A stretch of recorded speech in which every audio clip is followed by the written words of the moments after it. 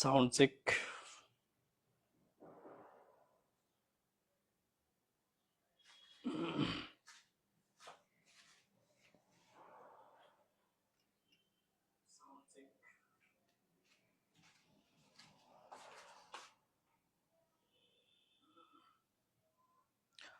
ওকে, আমরা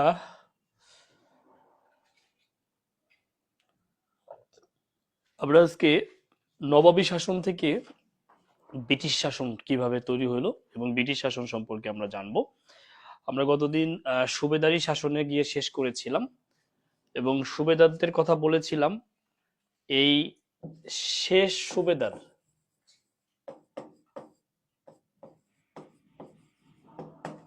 এবং প্রথম নবাব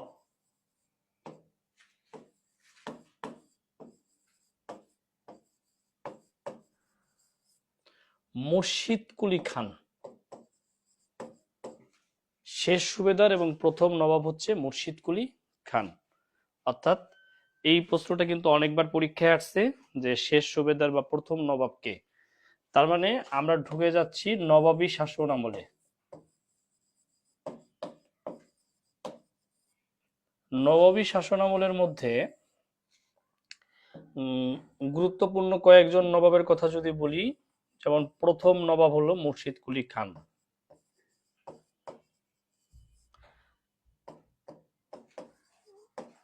তার জামাই ছিল সুজাউদ্দিন খান।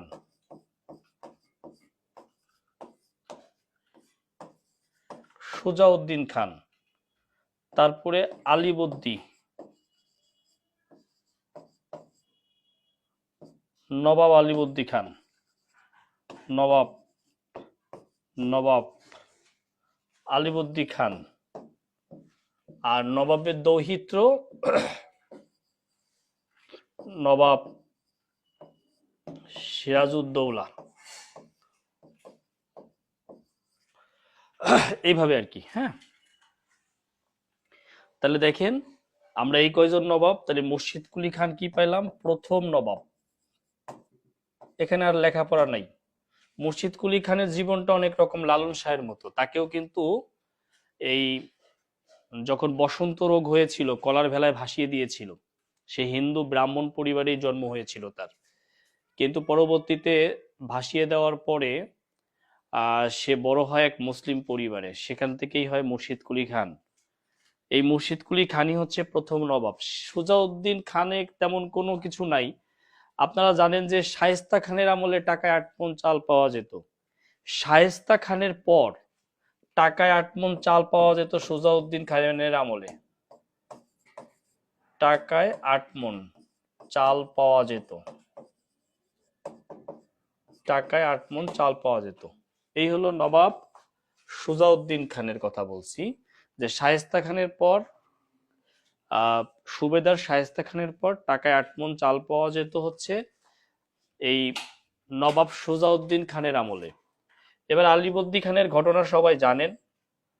আলীবর্দী খানের আসলে পুত্র সন্তান ছিল না, তার ছিল 3টা কন্যা সন্তান। একটা হলো আমেনা বেগম, কন্যা। হ্যাঁ, এরা হলো কন্যা, আমেনা বেগম। আর একটা হচ্ছে খসেটি বেগম,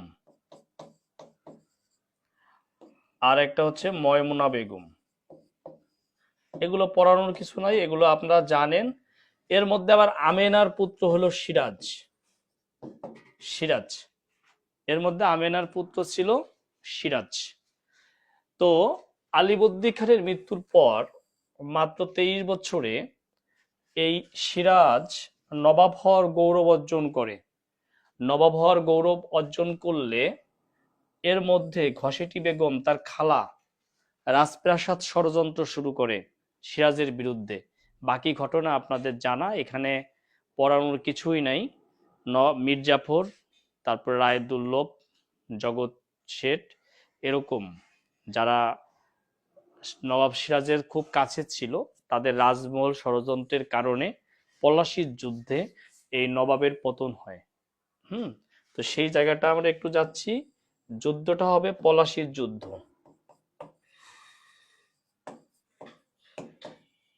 পলাশীর যুদ্ধ, এইটা হলো 23শে জুন 1757 সাল। আচ্ছা, এটা হলো পলাশীর প্রান্তরে ভাগীরথী নদীর তীরে।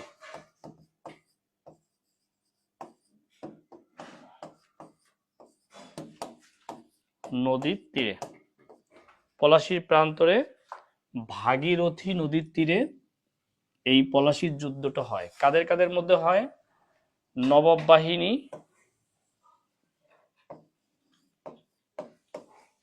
ভার্সেস ইংরেজ বাহিনী। এখানে নেতৃত্ব দেয় সিরাজ, এইখানে নেতৃত্ব দেয় লর্ড ক্লাইভ। লর্ড ক্লাইভ এখানে নেতৃত্ব দেয় সিরাজ, এখানে নেতৃত্ব দেয় লর্ড ক্লাইভ। কেমন? তো দেখেন, এই হলো পলাশীর যুদ্ধ। আপনারা জানেন যে এই যুদ্ধে সিরাজ হেরে যায় এবং তাকে হত্যা করা হয়। এই যে হত্যাটা করা হয়, এটা হলো মীর জাফরের পুত্র মীর মিরনের নেতৃত্বে মীর জাফরের পুত্র মীর মিরনের নেতৃত্বে মোহাম্মদী বেগ নবাবকে হত্যা করে। দেখেন, এই পর্যন্ত হয়ে গেলে একটু ডান লেখেন। এই পর্যন্ত হয়ে গেলে একটু ডান লিখবেন, ঠিক আছে? মীর জাফরের পুত্র মীর মিরনের নেতৃত্বে মুহাম্মদী বেগ নবাবকে হত্যা করে। আপনারা ইতিহাস তো ঘটনার মধ্যে ডুবে থাকেন, ঠিক আছে? দেখবেন আপনাদের জন্য অনেক সহজ হয়ে যাচ্ছে।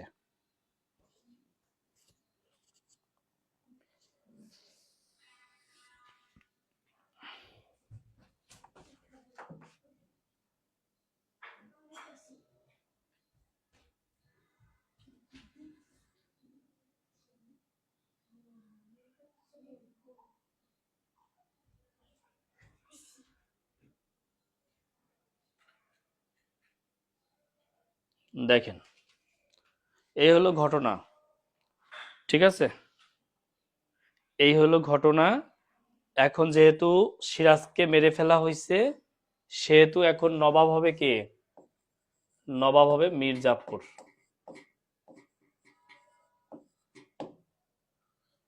কে হবে?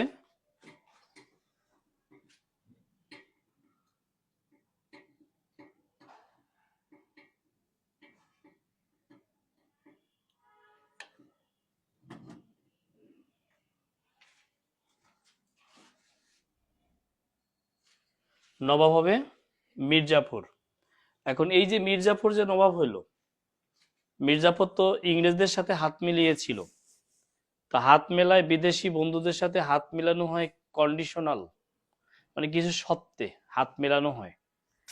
তো এই নবাব যে কন্ডিশন নিয়ে আসছিল, সে সেই কন্ডিশন গুলো ফিল করতে পারলো না, ঠিক আছে? সে ফিল করতে পারছে না। এই কারণে ইংরেজ সরকার নবাব এই যে মীর জাফরকে সরিয়ে দিবে, দিয়ে নবাব করবে তার জামাই মীর কাসিমকে। মীর কাসিম ছিল দেশপ্রেমিক, স্বাধীন চেতা। এই কারণে মীর কাসিমও এই ইংরেজদের শর্ত পূরণ করতে পারতেছে না এবং কথা মানতেছে না। এই কারণে মীর কাসিমকেও সরাই দেওয়া হলো, দিয়ে আবার নবাব করা হইলো মীর জাফরকে। নবাব করা হলো মীর জাফরকে, অর্থাৎ মীর জাফর থেকে মীর কাসিম আবার ঘুরে ফিরে মীর জাফর। এবার কাসিম খুব ক্ষেপে গেল, গিয়ে যুদ্ধের ডাক দিল। সেই যুদ্ধের নাম হচ্ছে বক্সারের যুদ্ধ। দেখেন, আপনি যেমন উপন্যাস পড়েন, নাটক পড়েন, গল্প পড়েন, আমি কিন্তু সেই উপন্যাস বা গল্পের মতো করেই আপনাকে পড়াচ্ছি। আশা করি কারোই কষ্ট হবে না আমার ক্লাস বুঝতে। এই যে বক্সারের যুদ্ধ হয়, এই সালটা হলো 1764 সাল। 1764 সালে বক্সারের যুদ্ধ হয়। বক্সারের যুদ্ধ কার কার মধ্যে হয়? মীর কাসিম বাহিনী ভার্সেস ইংরেজ ইংরেজ বাহিনী। এই বক্সারের যুদ্ধে মীর কাসিম বাহিনী হেরে যায়, ইংরেজ বাহিনী জিতে যায়। এই যে ইংরেজদের ভিত্তিটা একটু মজবুত হয়ে গেল। এই পর্যন্ত লিখে ডান লেখেন, লেখার সুযোগ দিবেন, শুধু বলতেছেন আমি যথেষ্ট স্লো যাচ্ছি এবং সুযোগ দিচ্ছি। এরপরে লিখতে না পারলে কি করব বলেন? হ্যাঁ, এত সাউন্ড ক্লিয়ার স্পষ্ট ভাষী আমি, নিজের কথা নিজেই বলতেছি, আপনি তো বলবেন না। তারপরে ইতিহাস গল্পের মতো করে পড়াচ্ছি একটার পর একটা।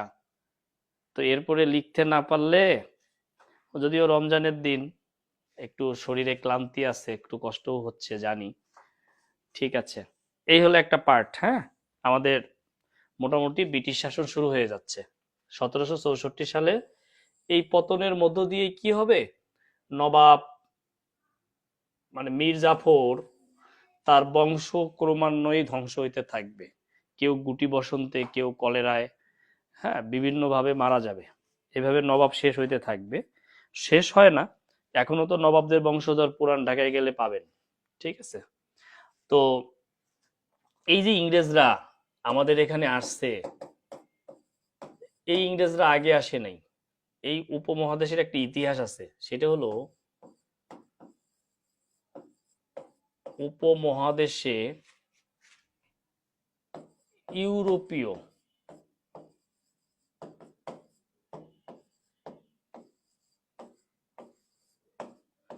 বণিকদের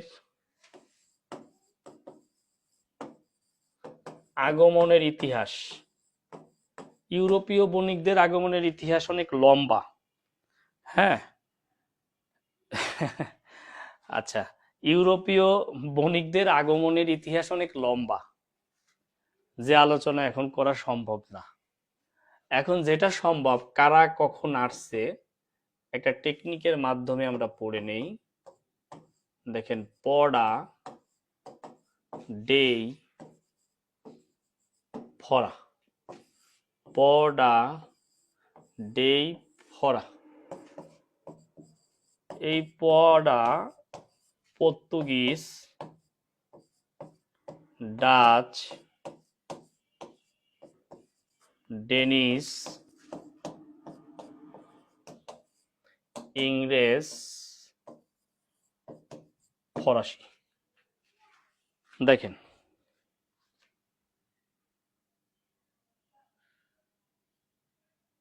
দেখেন একটু একটু দেখেন, তাহলে আমরা এখানে দেখতে পাচ্ছি সবার আগে পর্তুগিজরা আসছে। এদেরকে বলা হয়তো এই পর্তুগিজদের মানে বর্তমান হইল পর্তুগালের অধিবাসী যারা, অর্থাৎ প্রথম আসে এরা, প্রথম। হুম, এদেরকে বর্তমান ইউরোপের যে রাষ্ট্র নাম হলো পর্তুগাল,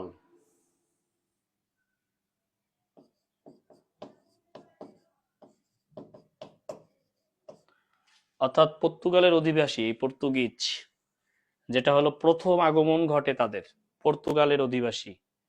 হ্যাঁ, বর্তমান পর্তুগাল। এরপরে ডাচ আছে, ডাচ। ডাচ হইল, আগে নাম ছিল এদের হল্যান্ড, এখন নাম হলো নেদারল্যান্ড, অর্থাৎ বর্তমান নেদারল্যান্ডকেই ডাচ বলা হতো। হ্যাঁ, এরা আসে। তারপরে এই ড্যানিশ সওদাগরদেরকে বলা হয়তো দিনেমার। কি বলা হয়তো? দিনেমার। হ্যাঁ, ডেনিশ মানে এখন যে রাষ্ট্রটা সেটা হলো ডেনমার্ক, এখন যে রাষ্ট্র ডেনমার্ক। তাহলে দেখেন, পর্তুগাল, হল্যান্ড বা নেদারল্যান্ড, ডেনমার্ক বা ডেনমার্ক এদেরকে বলা হতো। তাহলে আমাদের যদি পরীক্ষায় আসে কোন ইউরোপীয় বণিকরা এই উপমহাদেশে প্রথম আসে, তাহলে আমরা উত্তর করব কি? আমরা উত্তর করব পর্তুগিজরা আসে। যদি পরীক্ষায় প্রশ্ন করে ডাচ কারা ছিল, বর্তমান কোন দেশ, তাহলে হল্যান্ড বা নেদারল্যান্ড। যদি বলে ডেনমার্ক ব্যবসায়ী কাদেরকে, মানে কোন ব্যবসায়ীদেরকে ডেনমার্ক বলা হইতো, ড্যানিশদেরকে। ড্যানিশ কারা? বর্তমান ডেনমার্কের অধিবাসী। ইংরেজ আর ফরাসিদের মধ্যে যুদ্ধ হয়, দুইটা যুদ্ধ হয়, একটা কর্ণাটকের যুদ্ধ আর একটা বন্দিবাসের যুদ্ধ। এই যুদ্ধে ফরাসিরা হেরে যায়, এই কারণে এই উপমহাদেশ থেকে ফরাসিদের বিদায় হয়ে যায়। আর ইংরেজরা 190 বছর তাদের আধিপত্য ধরে রাখে। 190 বছর তারা তাদের আধিপত্য ধরে রাখে। ইংরেজরা 190 বছর তাদের আধিপত্য ধরে রাখে। অর্থাৎ এই ইংরেজ আর ফরাসির মধ্যে যে যুদ্ধ হয়, এটা হলো আধিপত্যবাদের যুদ্ধ, আধিপত্য ধরে রাখার, মানে আধিপত্য সরানোর যুদ্ধ। এই যুদ্ধে এই যুদ্ধে এই যুদ্ধে আমরা কি দেখতে পাই? যে ফরাসিরা হেরে যায়, ইংরেজরা তাদের আধিপত্য পরবর্তী 190 বছর ধরে রাখে। এখন এখন আমরা যে জায়গায় যাচ্ছি, হয়ে গেলে একটু ডান লেখেন। আমরা আবার ওই যে সেখানে ফিরে যাচ্ছি, আগের ইতিহাসে ফিরে যাচ্ছি, যেখানে নবাবে ফিরে যাচ্ছি আমরা। একটু হয়ে গেলে ডান লেখেন, হ্যাঁ, হয়ে গেলে ডান লিখতে হবে।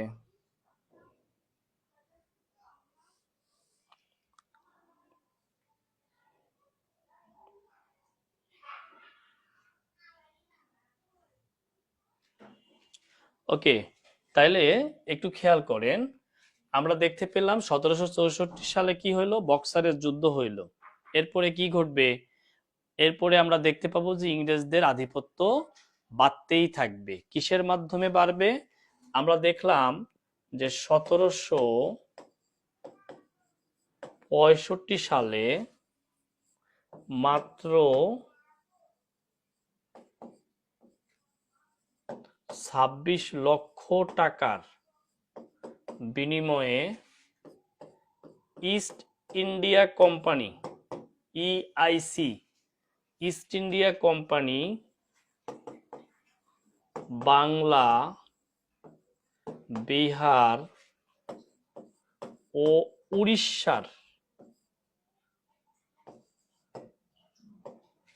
দেওয়ানি লাভ করে।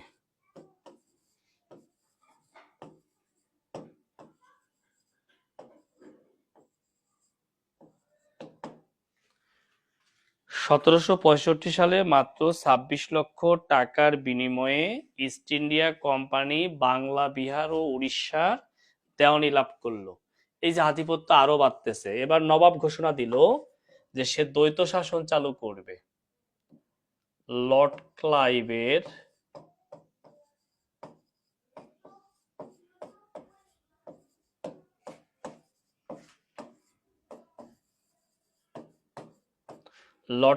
কি হবে? এখন দ্বৈত শাসন হবে। কিভাবে হবে?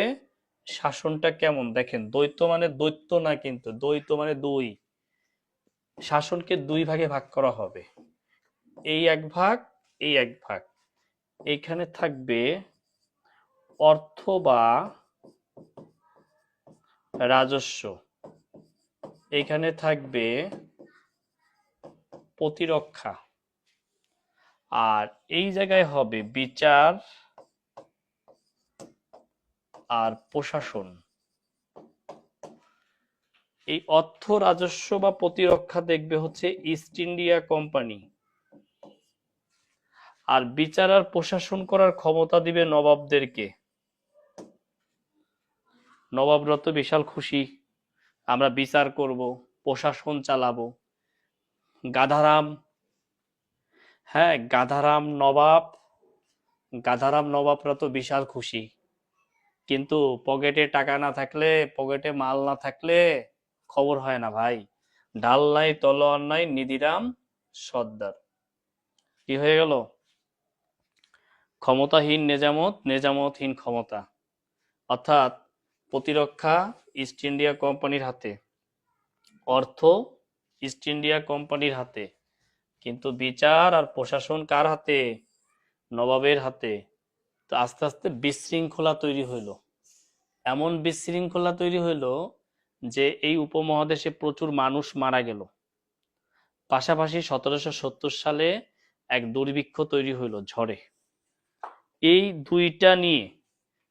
দুইটা ঘটনার কারণে লর্ড ক্লাইভকে রানী ডাকলো, তুমি আসো। যাওয়ার পরে তাকে শাস্তির আওতায় নেওয়া হলো, যে তোমারে কে কইছে এই দ্বৈত শাসন চালু করার জন্য, ভারতে এখানে গন্ডগোল লাগাই দিছো। পরে তাকে যখন শাস্তির আওতায় নেওয়া হলো তখন সে সুইসাইড করলো, অর্থাৎ লর্ড ক্লাইভ সুইসাইড করে মারা যায়। ও দ্বৈত শাসন চালু হয় 1765 সালে।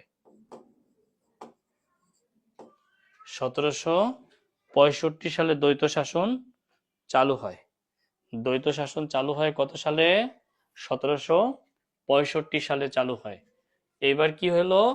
এইবার আমরা দেখতে পাবো যে এই যে দ্বৈত শাসন চালু হয়েছে 1765 সালে, এবার আমরা দেখতে পাবো যে 76-এর মনন্তর ঘটবে। কিসের মনন্তর? 76-এর।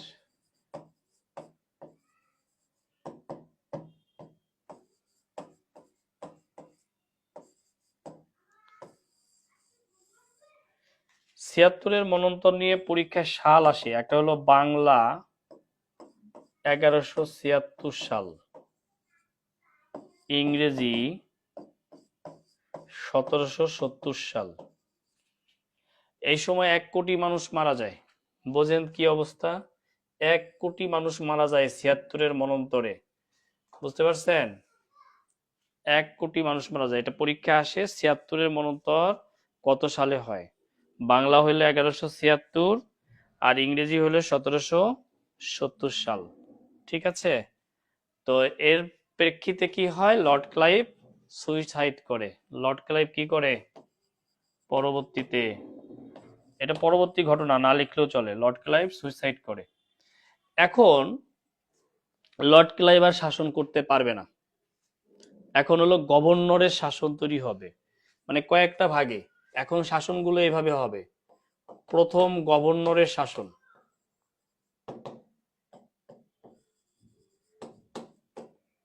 এরপরে গভর্নর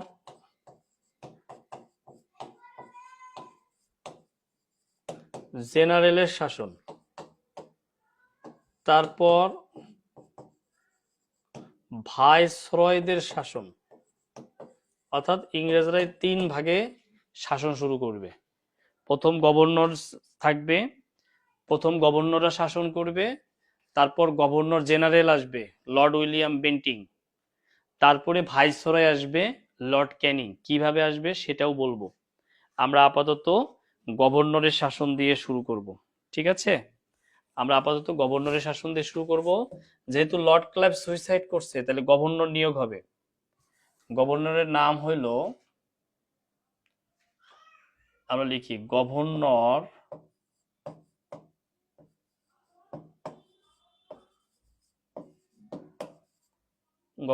লর্ড ওয়ারেন হেস্টিং।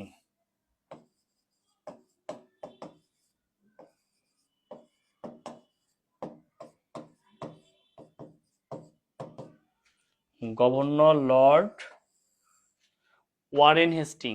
খেয়াল করেন, গভর্নর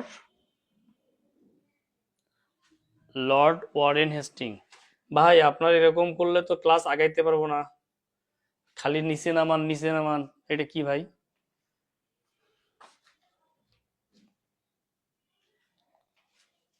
লর্ড ওয়ারেন হেস্টিং। তাহলে বলেন তো ওয়ারেন হেস্টিং এখন এদের কি কর্মকাণ্ডগুলো আমরা পড়বো, যে কি কি কর্ম করছে এরা, কি কি কর্ম করছে এরা, এইগুলো আমরা এখন পড়বো। যে ওয়ারেন হেস্টিং কি কি করছে, কে কি করছে, এইগুলো আমরা এখন পড়বো। লর্ড ওয়ারেন হেস্টিং কি করা উচিত তার? দেখবেন আগের গভর্নমেন্ট যা করে, পরের গভর্নমেন্ট এসে আগেরটা কি করে মুছে ফেলে। তাহলে যে কারণে লর্ড ক্লাইভের শাস্তি হলো, সেটা হলো দ্বৈত শাসন। তাহলে ও এসে প্রথমে কি করবে? দ্বৈত শাসন বাতিল। বাতিলের কিছু সিনোনিম আছে যেটা পরীক্ষায় আসে, রহিত বা রথ। দেখেন, কয় স্যার আমি তো রহিত আর রথ কি বুঝিনি। আরে বাতিলও যা, রহিতও রয়, রদও তাই। ঠিক আছে, তাহলে দেখেন প্রথম কি করলো? দ্বৈত শাসন রদ করলো। তারপরে কি করবে? এই সময় কৃষকদের কোনো ভূমি ছিল না, এই জন্য পাঁচশালা ভূমি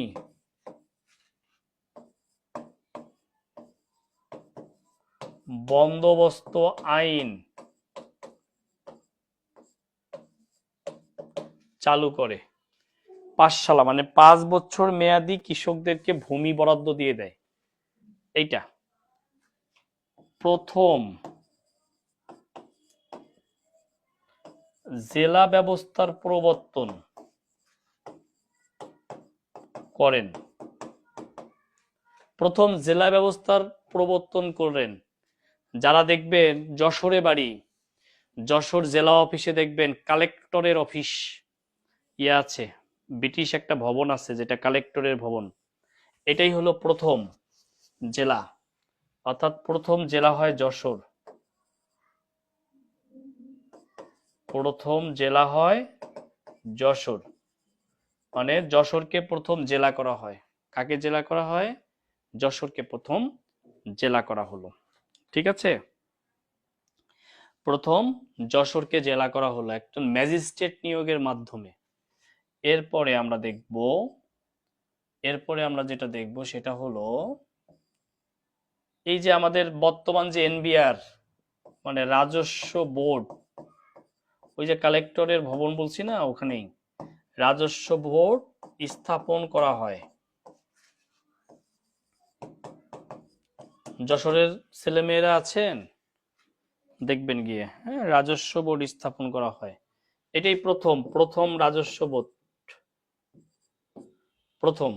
এবং এই যে রাজস্ব বোর্ড স্থাপন করা হলো, এই রাজস্ব বোর্ড বর্তমান এটার নাম কি? বর্তমান নাম এনবিআর। আমি আসলে ফাঁকি দিয়ে পড়াইতে পারি না, এটা আমার একটা স্বভাব।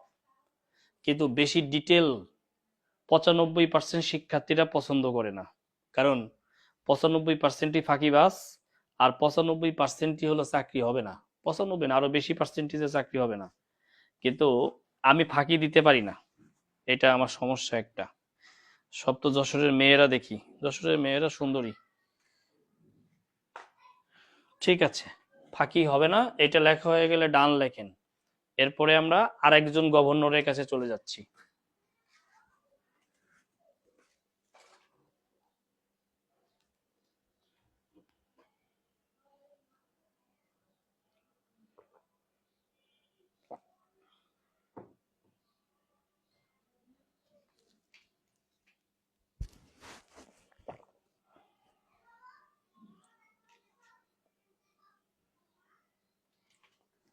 তাইলে আমরা এখন লিখব গভর্নর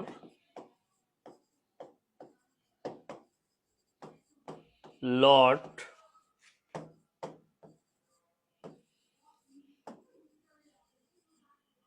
কর্নওয়ালিস। গভর্নর লর্ড, এই এনবিআর এর পূর্ণরূপ ন্যাশনাল বোর্ড অফ রেভিনিউ। দেখেন লর্ড কর্নওয়ালিস পড়বো আমরা।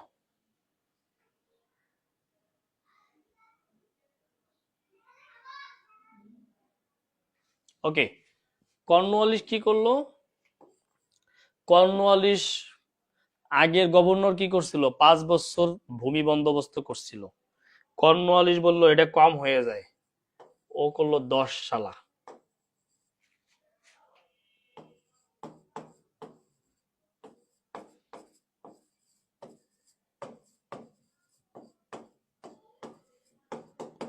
কি করলো?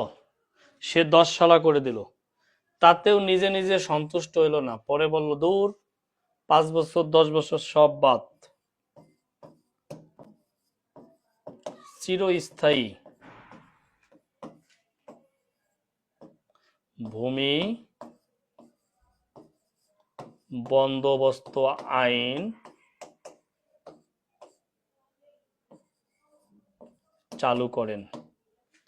একদম চিরস্থায়ীভাবে, হ্যাঁ, ভূমি বন্দোবস্ত আইন করেন। এইটা সালটা পরীক্ষায় আসে, 1793 সাল। Governor Lord Cornwallis. পরীক্ষা আসবে চিরস্থায়ী ভূমি বন্দোবস্ত প্রবর্তন করেন কে? আপনি দিবেন কর্নওয়ালিস। কত সালে করেন? 1793 সালে করেন। ঠিক আছে, এই কারণে তিনি যেহেতু ভূমি চিরস্থায়ী বন্দোবস্ত দিয়েছে, কিন্তু খাজনা তো আদায় করতে হবে, এই জন্য একটা আইন করলো, সেটা হলো সূর্যাস্ত আইন।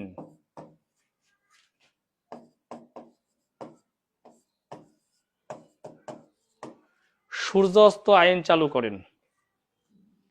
কেমন? সূর্য অস্ত যাওয়ার আগেই খাজনা দেওয়া লাগবে।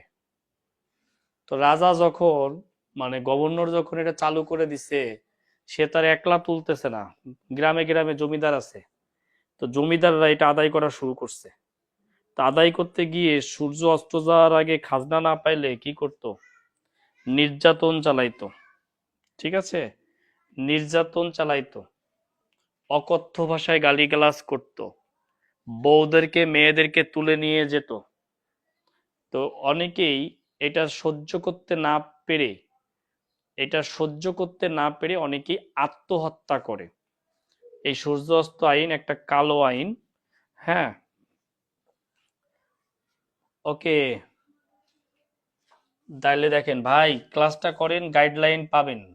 এত লম্বা লম্বা কমেন্ট করতেছেন, তাহলে আমার কথা কখন শুনতেছেন বলেন না? আপনারা এই যে দেখি 2-3 লাইনের করে করে একটা একটা কমেন্ট করেন, আমার কথাটা শুনেন কখন ভাই? সব্যসাচী হইলে আমার কোনো প্রবলেম নাই, আপনাদের গাইডলাইন থেকে শুরু করে যা কিছু করণীয় সবই দেওয়া হবে। পড়ার কি শেষ আছে? আমি বেসিক পড়াচ্ছি, আপনি এমসিকিউ প্র্যাকটিস করবেন আর একটু পড়বেন, এটাই বাস্তবতা। লাগলে আমার বই কিনবেন, আমার বইয়ের থেকে ডিটেল আর কোনো বই নেই বাজারে, সেটা বলছি না, সেই কথায় আমি আসছি না। আমার কথা হচ্ছে লম্বা লম্বা কমেন্টটা করেন, কখন করেন? আপনি কতটুকু মনোযোগী ক্লাসে, এটা আমি জানতে চাই। ওকে, তাহলে দেখেন, সূর্যাস্ত আইন চালু করলেন লর্ড কর্নওয়ালিস। উনি আরেকটা কাজ করেন, সেটা হলো সিভিল সার্ভিস, যেটা আমাদের এখন বিসিএস, এই সিভিল সার্ভিস চালু করেন।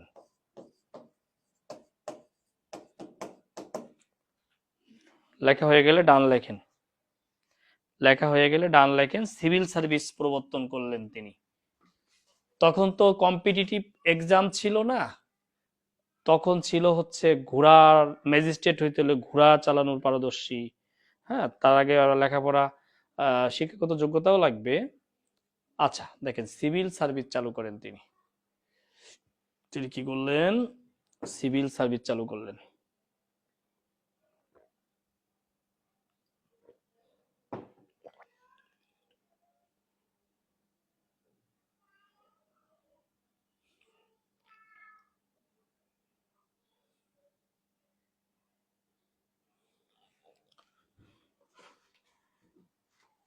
এক বইয়ে সব পাবেন।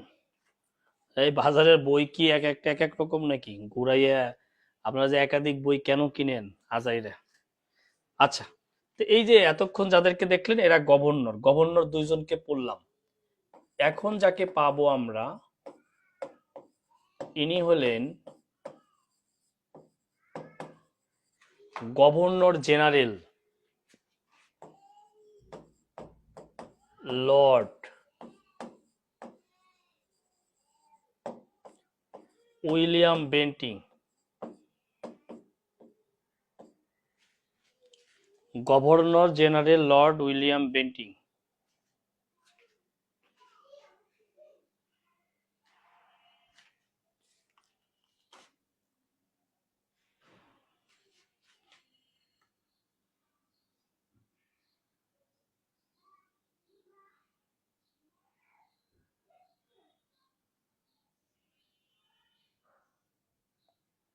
যাকে পাবো আমরা।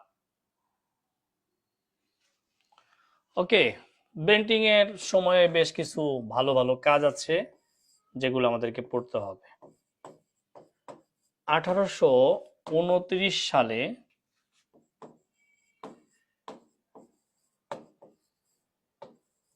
সতীদাহ প্রথা রদ করেন বা বাতিল করেন রাজা রামমোহন রায়ের সহযোগিতায়। এখন এইটা আবার অনেকেই ভুলে পড়ে যে সতীদাহ প্রথা রদ করেন রাজা রামমোহন রায়। এইটা কিন্তু ভাই ভুল কথা। এই সময় ব্রিটিশরা ক্ষমতায়, ভারতীয়দের কি ক্ষমতা আছে এটার আইন করার জন্য? কোনো ক্ষমতা কিন্তু নাই, বুঝতে পারছেন? এই কারণে এই যে সতীদাহ প্রথা এটা রদ করেন। সতীদাহ কি ছিল জানেন আপনারা? যে স্বামী মারা গেলে জীবিত স্ত্রীকে ওই স্বামীর সাথে পুড়িয়ে দেওয়া হতো, চিতা দেওয়া হতো। এটাই ছিল সতীদাহ প্রথা। তবে শর্ত থাকে যে যদি দেবর বিয়ে করতে রাজি হয়, ইমিডিয়েট দেবর যদি বিয়ে করতে রাজি হয়, তাইলে তার সতীদাহ হতো না। এজন্য দেবর মানে দ্বিতীয় বর। দেবর মানে কি? দ্বিতীয় বর। মেয়েরা যাকে তাকে দেবর বুঝে শুনে বললেন, দেবর মানে হচ্ছে দ্বিতীয় বর। ঠিক আছে?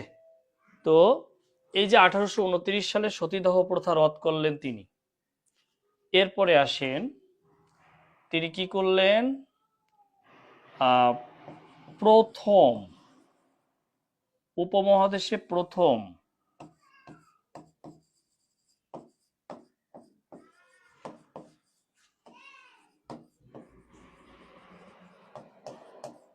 শিক্ষানীতি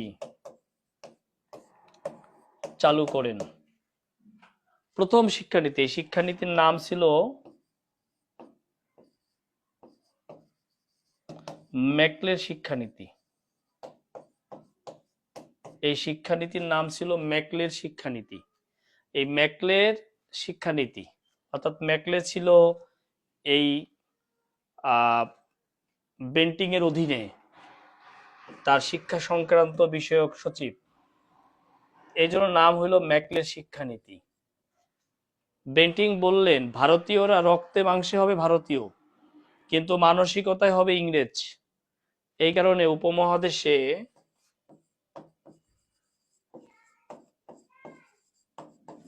প্রথম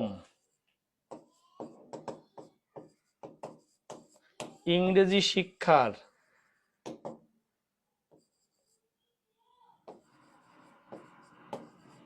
ব্যবস্থা করেন।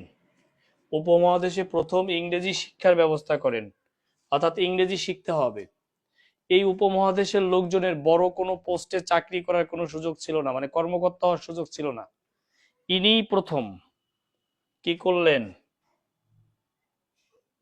ইনি প্রথম দুইটা পদ সৃষ্টি করলেন। একটা হলো সাব জজ, আর একটা হচ্ছে মুনসেফ। অর্থাৎ উপমহাদেশের জন্য তিনি সাব জজ ও মুনসেফ পদ সৃষ্টি করেন। এর আগে সরকারি চাকরি করার সুযোগ ছিল না। বেন্টিং এই কাজটা করলেন, সৃষ্টি করেন। সাব জজ ও মুনসেফ পদ সৃষ্টি করেন। বেন্টিং সাব জজ ও মুনসেফ পদ সৃষ্টি করেন। ওকে, এই হয়ে গেল হচ্ছে আমাদের বেন্টিং এর কারবার। বেন্টিং ডান হয়ে গেলে ডান করেন, আমরা নেক্সটে যাচ্ছি।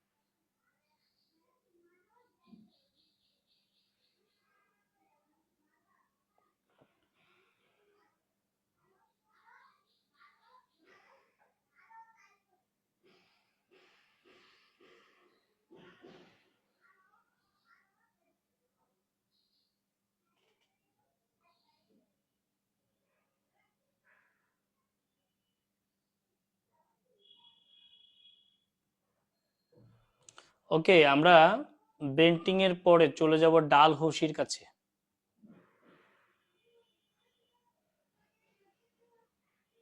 ওকে, আমরা বেন্টিং এর পরে চলে এবার আসেন governor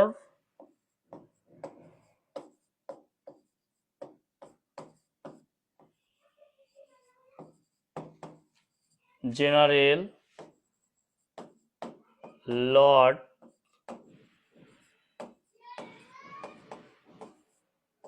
Dalhousie. Governor general Lord Dalhousie. এখন ডালহৌসি কি করবে? ডালহৌসি এসে 1853 সালে উপমহাদেশে প্রথম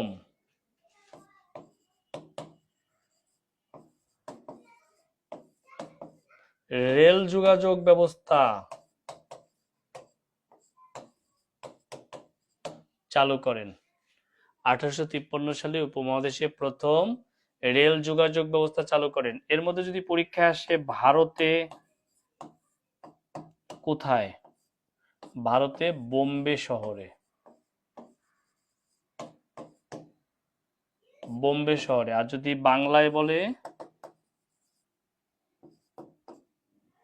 মানে বাংলাদেশে যদি বলে,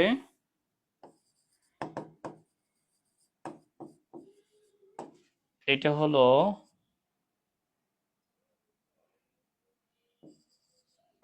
দর্শনা থেকে জগতি বা চুয়াডাঙ্গা। কুষ্টিয়া থেকে চুয়াডাঙ্গা বা দর্শনা থেকে জগতি। ওকে, এরপরে দেখেন ওই যে বেন্টিং তো সতীদাহ প্রথা রদ করছে, এখন সব বিধবা রয়ে গেছে, তো বিধবাদের তো বিবাহ হচ্ছে না, এখন বিধবা কিতে কেউ বিয়ে করছে না। তো এবার ঈশ্বরচন্দ্র বিদ্যাসাগর সহযোগিতা করবে, তার ছেলেকে এক বিধবার সঙ্গে বিবাহ দিবে, দিয়ে এই সমাজটা সংস্কার করবে। এজন্য বলা হয় 1856 সালে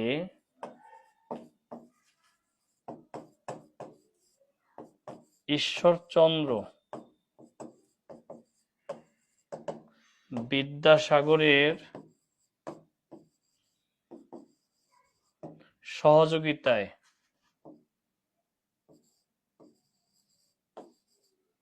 বিধবা বিবাহ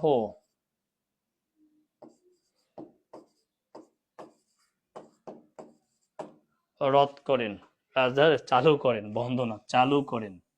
রদ রদ লিখতে লিখতে সব রদ হয়ে যাচ্ছে। চালু করেন, অর্থাৎ বিধবা বিবাহ চালু হয়ে গেল। এখন যদি বলে যে এই যে আইন চালু মানে প্রচলন হইলো, এটা প্রণয়ন কবে হয়? প্রণয়ন হয় 1854 সালে। অর্থাৎ বিধবা বিবাহ আইন প্রণয়ন হয় 54 সালে, চালু হয় 56 সালে। আমরা বেন্টিং এর পর ডালহৌসি পড়লাম। এখন 1856 সালে চলে আসছি ইতিহাসে। 1857 সালে সিপাহী বিদ্রোহ হবে। কি বিদ্রোহ? গতদিন আমরা মুঘলদের শাসন পড়েছিলাম। মুঘলদের শাসন শেষ হয় মূলত সিপাহী বিদ্রোহের ফলে। সেই সিপাহী বিদ্রোহের ফলে যেটা ঘটবে সেটা হচ্ছে মুঘলদের পতন হবে, এবং আমরা দেখতে পাবো ইস্ট ইন্ডিয়া কোম্পানির শাসনের অবসান হবে। মুঘলদের পতনের পর দ্বিতীয় বাহাদুর শাহ জাফর, যে হচ্ছে মুঘল শেষ সম্রাট, তাকে মায়ানমারের ইয়াঙ্গুন, সেদিনকে লেখাইছি, এখানে সমাহিত করা হবে। এখন রানী বলবে তোমাদেরকে দিয়ে চালাবো না, ইস্ট ইন্ডিয়া কোম্পানিকে বলবে তোমরা বাদ। এখন কারা চালাবে? এখন চালাবে ইংরেজ রাজপ্রতিনিধিরা। কারা চালাবে? ইংরেজ রাজপ্রতিনিধিরা। রানী বলবে তোমরা চালাইতে পারবা না, গভর্নর জেনারেলদের খানা শেষ। এইবার চালাবে রাজপ্রতিনিধিরা, যাদেরকে বলা হবে ভাইসরয়। হয়ে গেলে ডান লেখেন। আমরা এখন ভাইসরয়ে যাব। আমরা এখন ভাইসরয়দের কাছে যাব। হয়ে গেলে ডান লেখেন। এখন ভাইসরয় পড়ব। বাসা দর্শনাতে, বাহ, মৌ মৌ মৌ মৌ মৌটার নাম ভালো। আমাদের যারা বান্ধবী ছিল, যাদের নাম ছিল মৌ, তাদেরকে সবাই বলতো কার হবা বউ। ঠিক আছে, আচ্ছা। তাইলে আমরা এই যে দেখতে পাচ্ছি এখন হবে ভাইসরয়দের শাসন। ভাইসরয় কারা? ভাইসরয় হচ্ছে ইংরেজ রাজপ্রতিনিধি।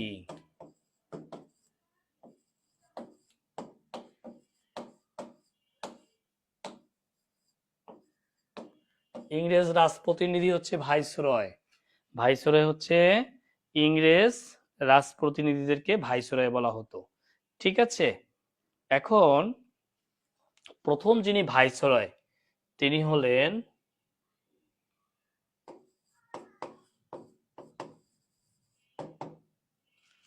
Viceroy Lord Canning. আমরা এখন ভাইসরয় লর্ড ক্যানিংকে পড়ব। আমরা এখন কি পড়ব? Viceroy Lord Canning. ইনি হচ্ছেন প্রথম ভাইসরয়, এটা পরীক্ষায় আসে। প্রথম ভাইসরয়, ইনি অনেকগুলো কাজ করছেন। তার মধ্যে 1861 সালে পুলিশ ব্যবস্থা, এই যে বর্তমান যে পুলিশ, এই পুলিশ ব্যবস্থা চালু করেন। 1861 সালে তিনি কি করলেন? পুলিশ ব্যবস্থা, কাগজের মুদ্রা চালু করেন।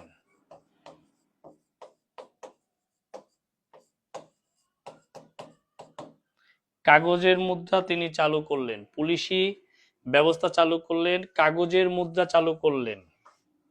তিনি আইসিএস মানে Indian civil service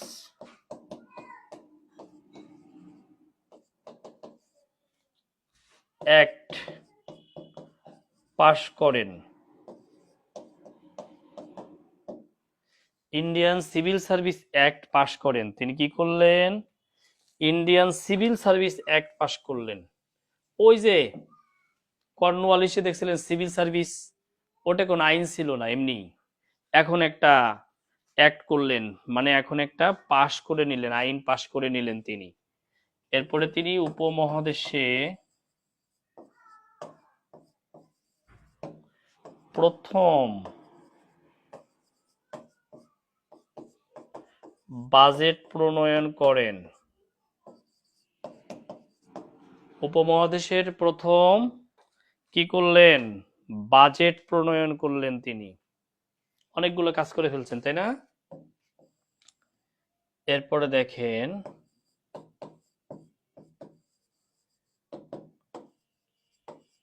viceroy Lord Mayo. Mayor একটা কাজই গুরুত্বপূর্ণ। তিনি 1872 সালে 1872 সালে আদমশুমারি চালু করেন। 1872 সালে তিনি কি করলেন? আদমশুমারি চালু করলেন। তার একবার মন চাইলো যে আমি আন্দামান নিকোবর দ্বীপপুঞ্জে যাব, ওইখানে যারা বন্দী আছে তাদেরকে দেখব, তাদের জীবন জীবিকা কেমন। তিনি চলে গেলেন আন্দামান নিকোবর দ্বীপপুঞ্জে। ওখানে গিয়ে আসামিরা মানে কয়েদিরা তাকে ছুরা বসাই দিল। এই ছুরিকাঘাতে ভাইসরয় লর্ড মেয়ো মারা যায়। এই জন্য জীবনে সব ইচ্ছা পোষণ করতে হয় না, সব আগ্রহ থাকতে হয় না, সবকিছু লুফে নিতে হয় না। এরপরে আমরা দেখব ভাইসরয় লর্ড লিটন।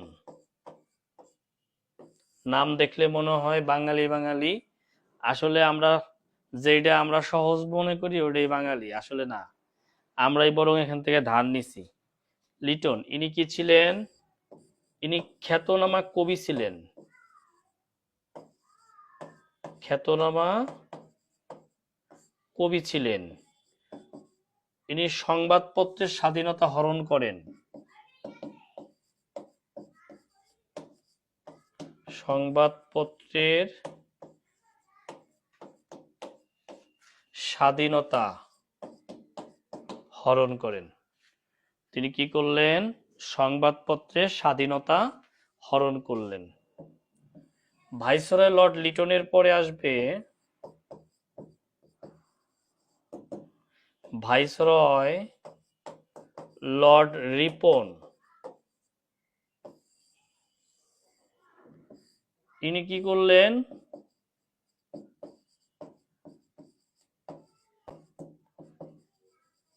সংবাদপত্রের স্বাধীনতা ফিরিয়ে দেন।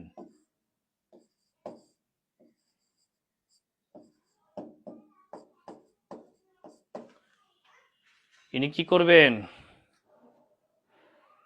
সংবাদপত্রের স্বাধীনতা ফিরিয়ে দিলেন। ইনি একটা আইন করবেন, সেটা হলো মাধ্যমিক ও বা আমরা ধরতে পারি যে শিক্ষা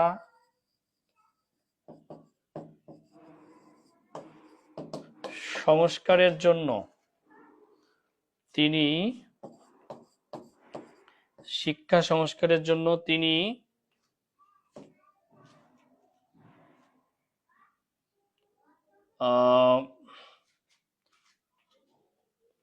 তিনি একটা আইন করেন। আইনটার নাম যেন কি ভুলে গেছি, একটু মনে করে নেই, দাঁড়ান, ঝিমাই নেই।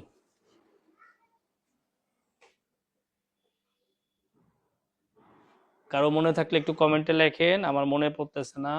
শিক্ষা সংস্কারের জন্য তিনি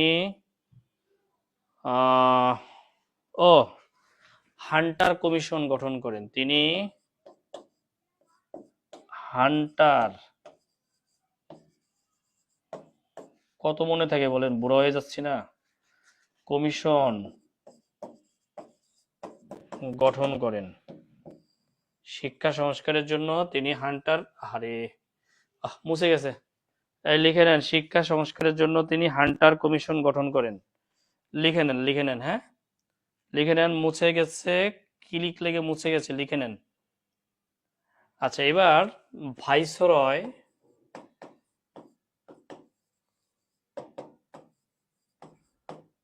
Lord Curzon, viceroy Lord Curzon 1904 সালে তিনি কার্জন হলের ভিত্তিপ্রস্তর নির্মাণ করেন। কার্জন হলের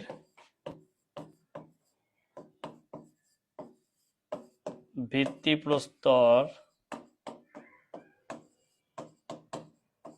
নির্মাণ করেন। 1905 সালের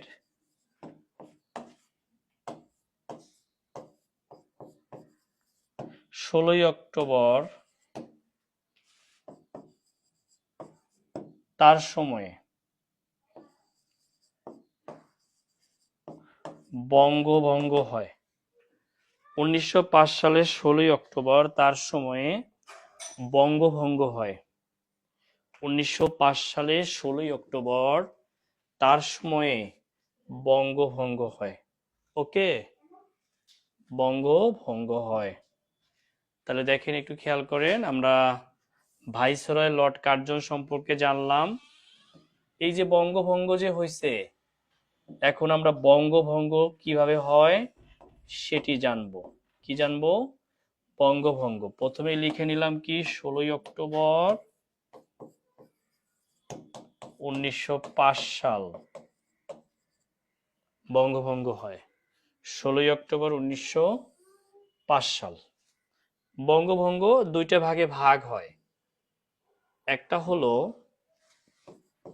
পূর্ববঙ্গ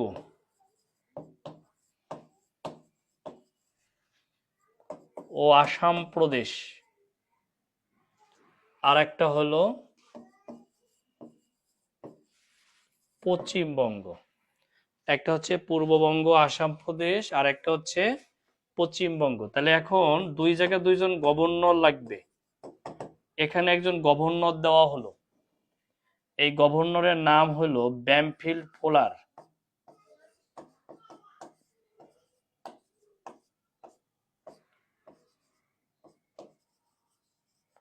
এর নাম হলো ব্যামফিল্ড ফোলার। এইখানে একজন গভর্নর দেওয়া হলো,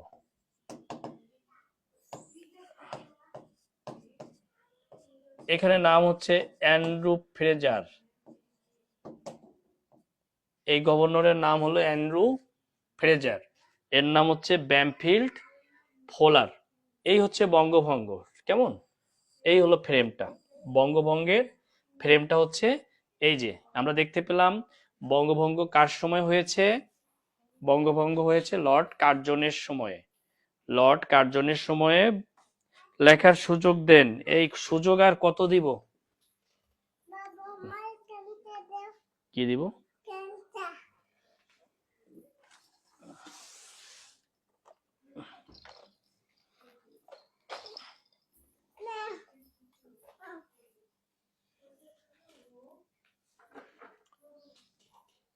ওকে, লেখা হইলে ডান লিখেন, তারপরে পড়াবো আবার।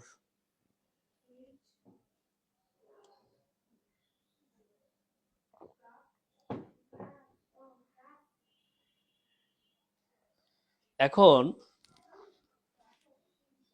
এখন বঙ্গভঙ্গ হইছে, এটা কেউ মানবে কেউ মানবে না, এটাই স্বাভাবিক। এই কারণে বঙ্গভঙ্গ নিয়ে প্রতিবাদ করবে। এই প্রতিবাদ করতে গিয়ে রবীন্দ্রনাথ ঠাকুর দুইটা গান রচনা করবে। বঙ্গভঙ্গের প্রেক্ষিতে দুইটা গান রচনা হবে। বঙ্গভঙ্গের প্রেক্ষিতে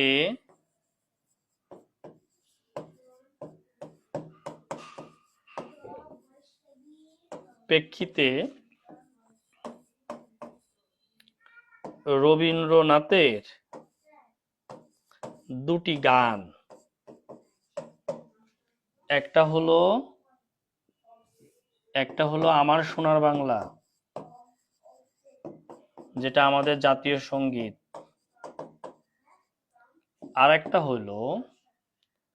আরেকটা হইল বাংলার মাটি বাংলার জল।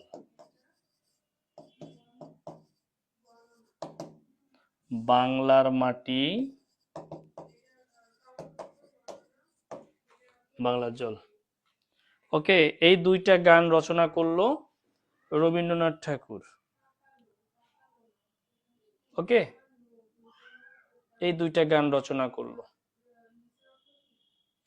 দেখেন, তাহলে বঙ্গভঙ্গের প্রেক্ষিতে গান রচনা হয়ে গেল। এদিক দিয়ে আবার উপমহাদেশে কিন্তু মুসলমানদের রাজনীতি করার কোনো অধিকার নাই, কারণ ব্রিটিশরা শাসন করতেছে। ব্রিটিশদের নেতৃত্বে একটা রাজনৈতিক দল গঠন হয়েছে 1885 সালে, যেটা ইন্ডিয়ান ন্যাশনাল কংগ্রেস। সেটাও হিন্দুদের নেতৃত্ব, মুসলমানদের নেতৃত্ব নাই। আমরা একটু দেখে আসি কি হয়েছিল, সেই ঘটনাটাও আমরা একটু দেখে আসার চেষ্টা করি। সেটা হলো, এই যে রাজনৈতিক দল,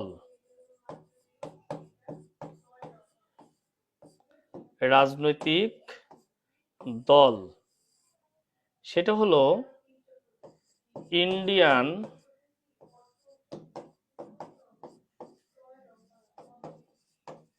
ন্যাশনাল কংগ্রেস। এটা প্রতিষ্ঠা 1885 সালে। এটা প্রতিষ্ঠিত হয় কবে? 1885 সালে। একটু লেখেন সবাই।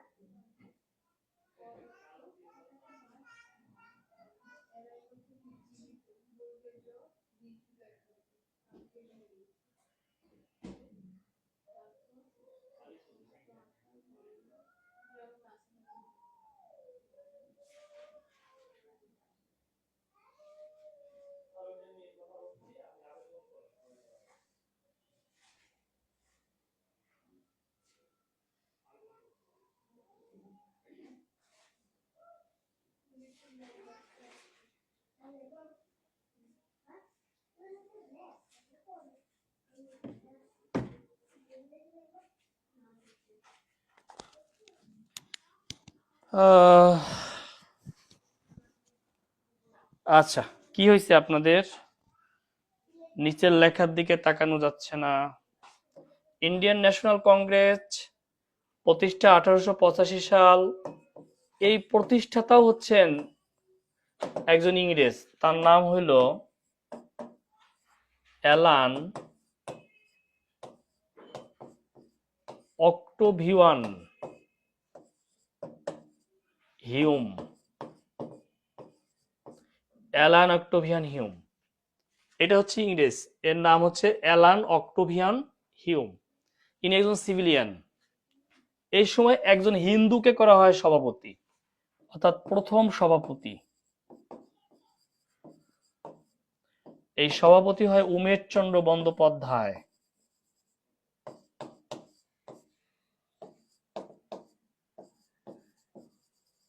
উমেশ চন্দ্র বন্দ্যোপাধ্যায় সভাপতি করা হলো উমেশ চন্দ্র বন্দ্যোপাধ্যায়কে।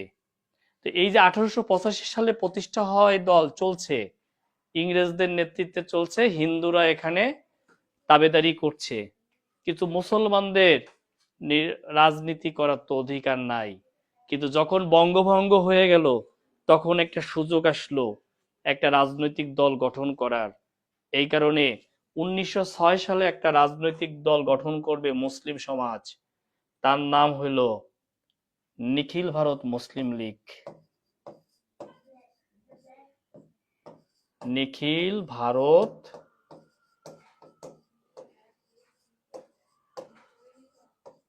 মুসলিম লীগ, নামটা কি? নিখিল ভারত মুসলিম League.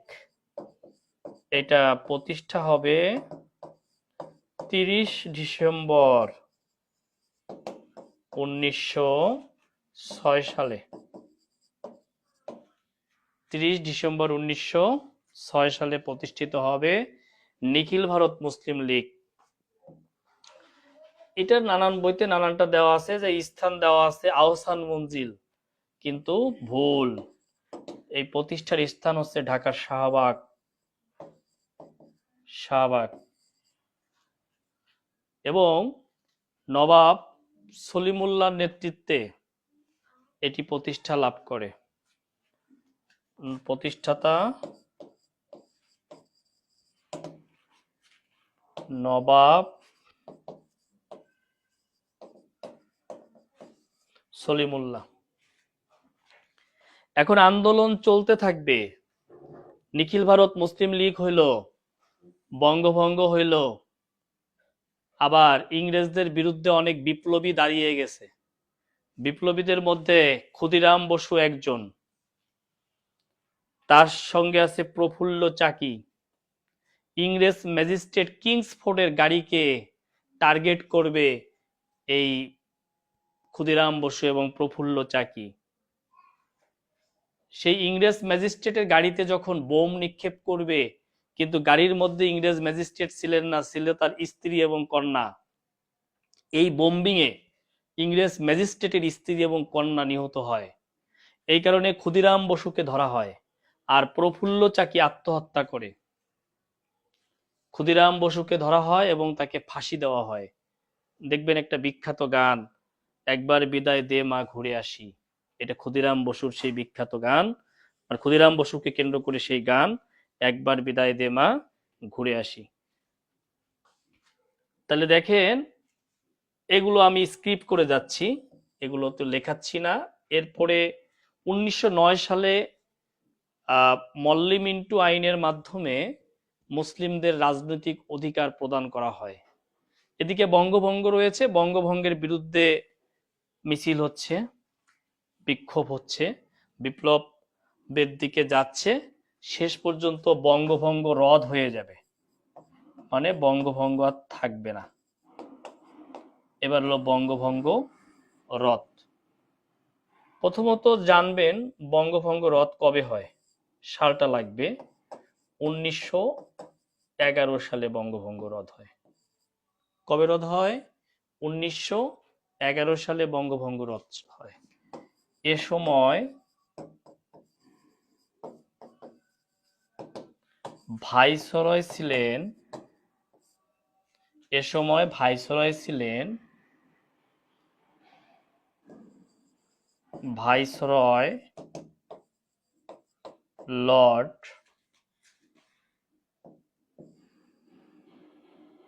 Hardinge. Viceroy Lord Hardinge. এ সময় ভাইসরয় ছিলেন ভাইসরয় লর্ড হার্ডিঞ্জ। রাজা পঞ্চম জর্জের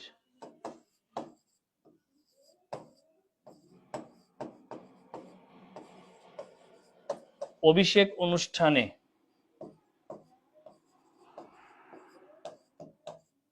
দিল্লির দরবারে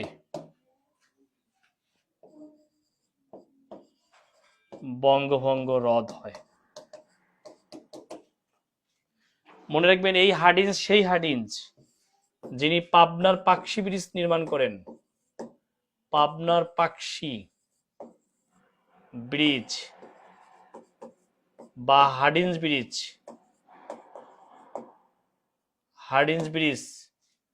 বুঝে নিয়েন, হ্যাঁ, ব্রিজ নির্মাণ করেন।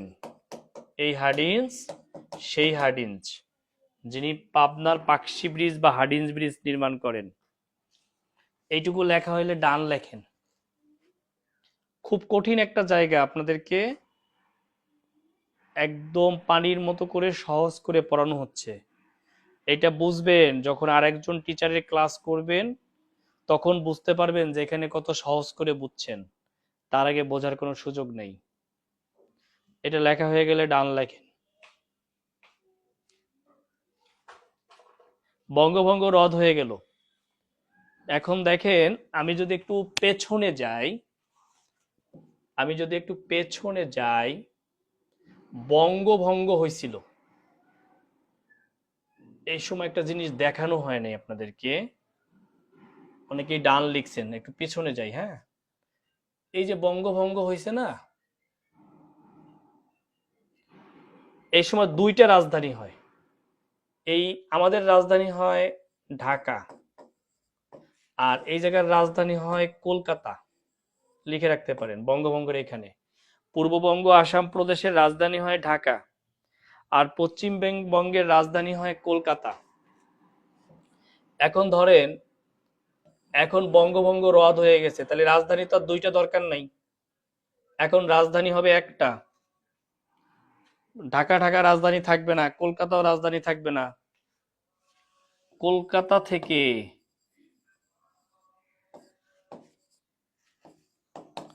দিল্লিতে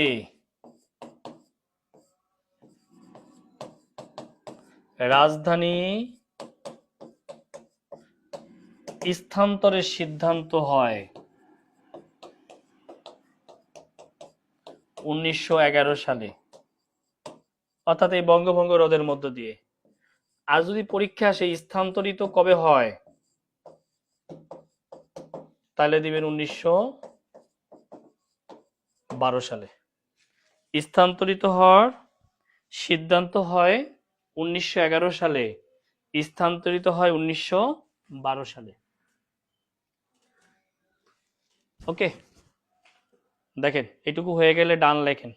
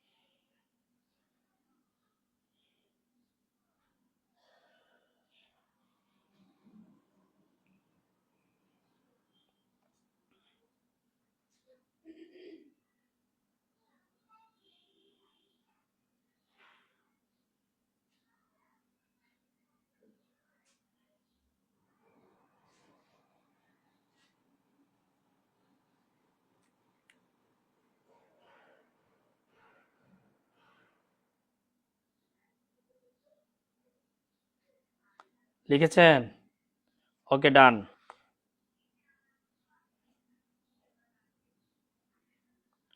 আচ্ছা, আমরা কিন্তু সাল ওয়াইজ আগাচ্ছি, হ্যাঁ।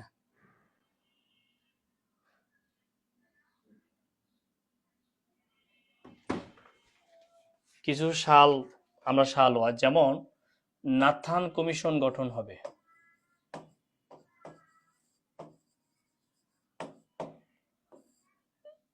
এই যে কমিশন, এটা গঠিত হয় 1912 সালে। নাথান কমিশন গঠিত হয় কত সালে? 1912 সালে। এই কমিশনের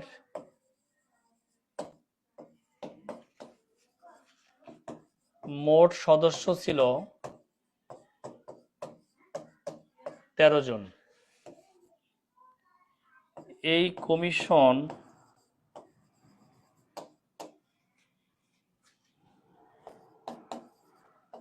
ঢাকা বিশ্ববিদ্যালয়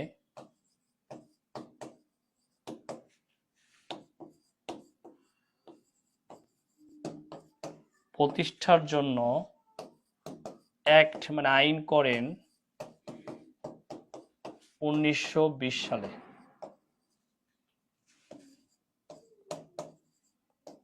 ঢাকা বিশ্ববিদ্যালয়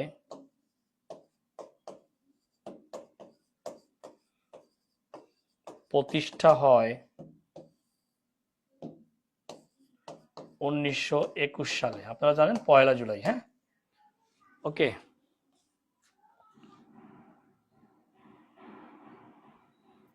অনেকে রান্না বান্না করতে হবে, ক্লাস অফ করতে হবে, তাই টাইমটা 2:30টার পরিবর্তে, আচ্ছা দেখি আলোচনা করব, হ্যাঁ। তো নাথান কমিশন দ্বারাই ঢাকা বিশ্ববিদ্যালয় প্রতিষ্ঠা লাভ করলো।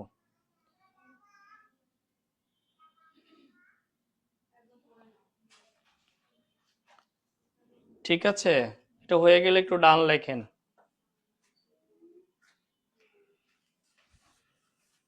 এটা হয়ে গেলে ডান লেখেন।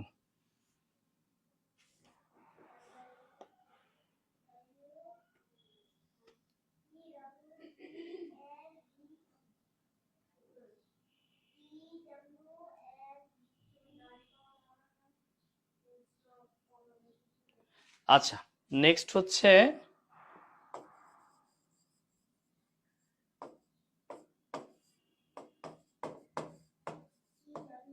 লখনউ চুক্তি।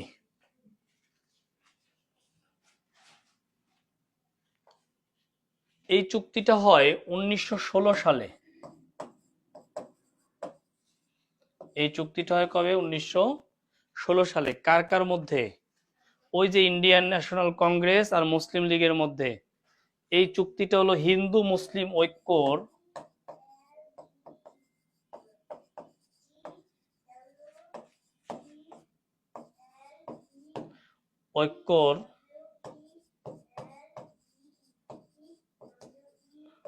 ঐতিহাসিক চুক্তি। কার কার মধ্যে হয়? সংক্ষেপে লিখলাম, ইন্ডিয়ান ন্যাশনাল কংগ্রেস প্লাস মুসলিম লীগ এর মধ্যে। ইন্ডিয়ান ন্যাশনাল কংগ্রেস আর মুসলিম লীগের মধ্যে এই চুক্তিটা হয়। অর্থাৎ ইন্ডিয়ান ন্যাশনাল কংগ্রেস মুসলিম লীগকে এবং মুসলিম লীগ ইন্ডিয়ান ন্যাশনাল কংগ্রেসকে মেনে নেয়, একে অপরকে মেনে নেয়। এই চুক্তি লখনউ নামক স্থানে হওয়ার কারণে নাম দেওয়া হয়েছে লখনউ চুক্তি। এটা হচ্ছে হিন্দু মুসলিম ঐক্যের এক ঐতিহাসিক দলিল। দলিল বলা যায়, ঐতিহাসিক দলিল।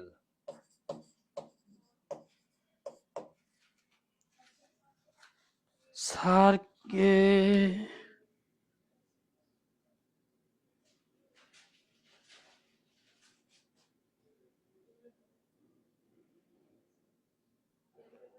ওকে, দেখেন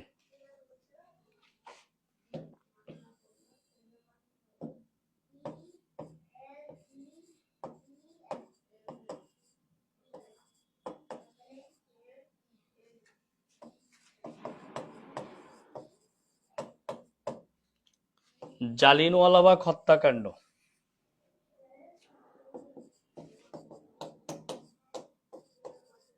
এখান থেকে নেক্সট ক্লাস। প্যারা দেওয়ার দরকার নেই আপনাদেরকে, প্রেশার দেওয়ার দরকার নেই, রোজা রমজানের দিন। এখান থেকে আমরা নেক্সট ক্লাস শুরু করব, জালিয়ানওয়ালাবাগ হত্যাকাণ্ড থেকে। মানে আর 20 মিনিট পড়লে আমরা 47-এর সব হয়ে যাবে, 47 পর্যন্ত। তারপরে আমরা ভাষা আন্দোলন, আগামী ক্লাসে আমরা বিভিন্ন আন্দোলন, বিপ্লব, জাগরণ এইগুলো এবং ভাষা আন্দোলন এটা রপ্ত করব আমরা। ভাষার মাস, আমরা ভাষা আন্দোলন শেষ করব আগামী ক্লাসে, ঠিক আছে? তো আজকে এই পর্যন্ত, সবাই ভালো থাকেন।